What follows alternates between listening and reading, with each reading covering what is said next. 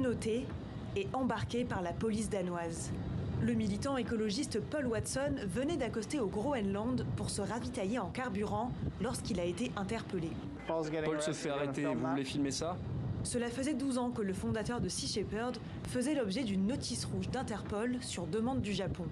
Le pays l'accuse d'avoir causé des dommages à un navire japonais et blessé des membres de l'équipage.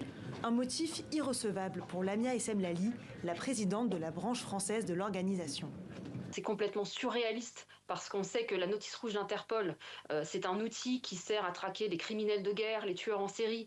On n'a jamais vu dans l'histoire d'Interpol quelqu'un qui est poursuivi au motif de conspiration d'abordage. L'arrestation de Paul Watson intervient alors qu'il se rendait avec son équipage dans le Pacifique Nord, un secteur où le Japon pratique la chasse à la baleine à bord du plus grand baleinier au monde. Depuis plus de 50 ans, l'activiste est connu pour ses actions choc en faveur de la protection des animaux marins.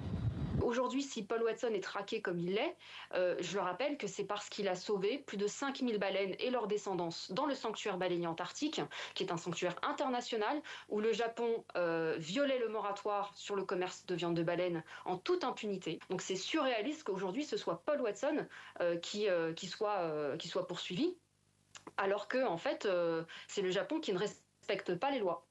Le militant a été placé en détention jusqu'au 15 août. D'ici là, la justice danoise décidera de l'extrader, ou non, vers le Japon. Un horizon qui inquiète Lamia Essemlali.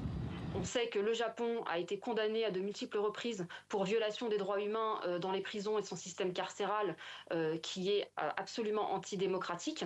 Au Japon, il risquerait jusqu'à 15 ans de prison.